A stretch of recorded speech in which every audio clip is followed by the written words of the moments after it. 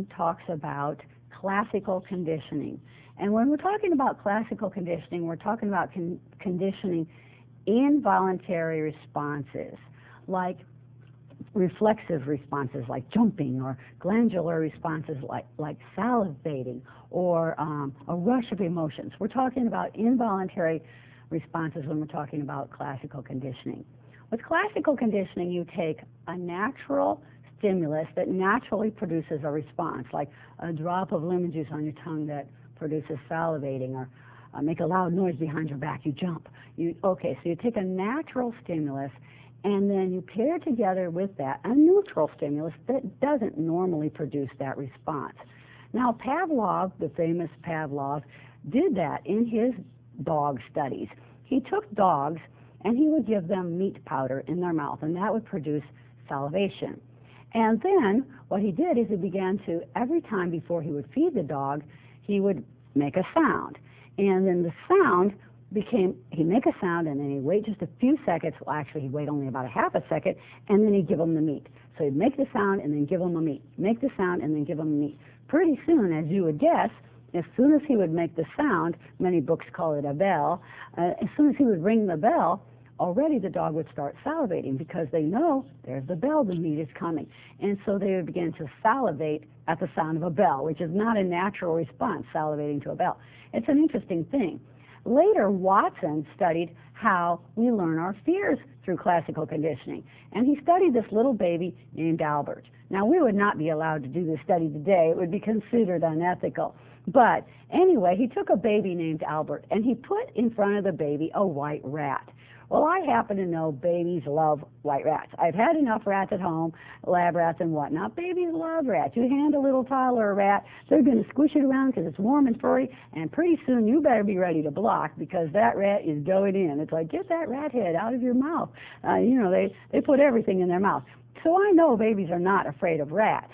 But what he did is he gave Albert this white rat in front of him, and then right behind his back he made this loud gong sound. Okay, well, the white rat is a neutral stimulus. It doesn't cause fear, but the loud gong did. And so they did that repeatedly, and pretty soon little Albert had a phobia of, guess what, white rats. And not only was he afraid of white rats, he generalized that to anything that was white and furry, like white bunny rabbits, cotton balls, and whatnot. All right, and so that's how most of us develop our phobias. It's something that was neutral that's paired together with something that causes fear. And sometimes it's many, many small pairings as a child. That's why children develop some of the same phobias as their parents. The little toddler sees a spider, doesn't think anything of it, and their mother screams. Well, spider wasn't scary, but screaming mother certainly is. And so many of those little pairings, then pretty soon the child begins to fear spiders also. Sometimes, if it's a strong enough connection, it only takes one experience, like nearly drowning or getting bitten by a large dog. Okay, so that's classical conditioning. Then there's operant conditioning. And operant conditioning involves voluntary responses. And so we'd be talking things like jumping, running, swinging a bat, flying if you're a bird, swimming. Those are all voluntary responses. And it has to do with controlling voluntary responses, either through giving reinforcement if you want those responses to increase, or through giving punishment if you want them to decrease. Skinner is the one that really popularized operant conditioning. This whole field of psychology has come to be known as behaviorism. In fact, he thought without reinforcement there really isn't any learning at all. He thought that's the main way people learn to behave. Some behaviors that we want to teach a child or a pet aren't in their natural repertoire, so we're going to have to shape that behavior. For example, with babies, we can't just wait till they start talking and then reinforce it. We're going to have to shape that behavior by first reinforcing babbling, and then single words, and then two words, and then finally full sentences. And same for walking. First it's pushing up, and then it's rolling over, and then it's scooting, then it's crawling, then it's pulling up on things, and finally walking.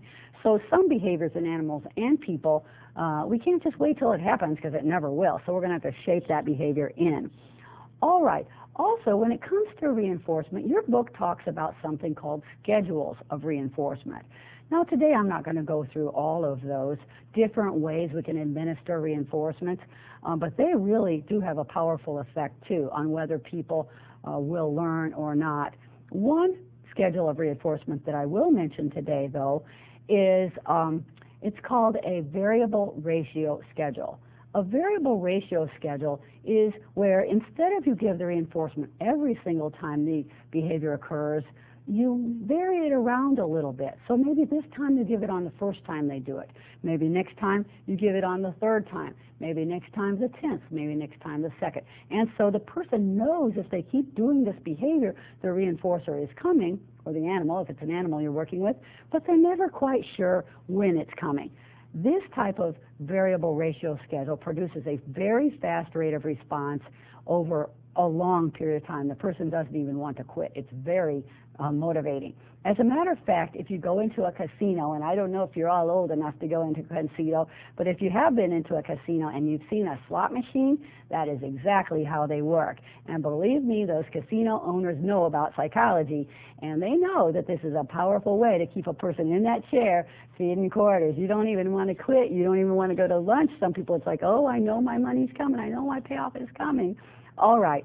So anyway, another thing in operant conditioning is token economies. You use that with children oftentimes. It's used in institutions sometimes.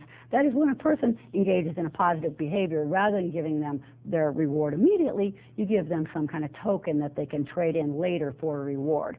If you were to go into a behavior disorder classroom, they have little cups on each child's desk, and every few minutes they're flipping the children tokens. You know, if they're in their seat on task, doing their job, keeping their hands to themselves, and so on, they're flipping them tokens for being good. And at the end of the day, they can trade those tokens in on positive rewards. All right, then I'm going to move to the last type of learning that I want to talk about today, and that is social learning. Bandura believed that social learning is the main way we learn. We learn by watching others. And, you know, if others are doing it and it turns out well for them, then we're probably going to do it also. And he certainly thought that's the main way that children learn. One of his most famous studies was this study called the Bobo doll experiment. He was interested in why children become aggressive. And there's a lot of different theories on that. But Bandura thought that they become aggressive because of watching aggression in others. And so with this experiment, he had this blow-up clown doll. You might have had one when you were little. It has a red nose, and you can stand in the bottom. You can punch it, tips over, and pops back up. Anyway, he used one of these dolls. And he also had a bunch of other toys on the floor, wooden mallet and whatnot. And so he divided the children into a treatment group and a control group. And the control group of children, he let them go in first, and they just played with the toys. They tipped Bobo over and let him pop up, and they played with the other toys. But then the treatment group of children, before they would allow them to play with Bobo, they had them watch this person on television acting with Bobo. And this person came in and just beat the stuffing out of Bobo, kicked him, threw him in the air, jumped on top of him, hit him on the head with a wooden mallet.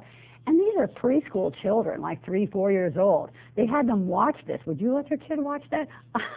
I'm not sure I would. You'd have to sleep with one eye open that night. Here comes your child with a wooden hammer, you know. And so anyway, but these children watched this, and needless to say, when given the opportunity and they said, okay, you can play with the toys now, those children just mobbed Bobo, gleefully beat him up.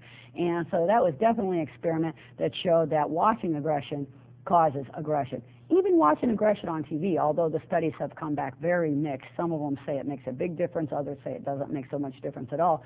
But even watching violence on TV for some children can make a difference in terms of their level of aggression.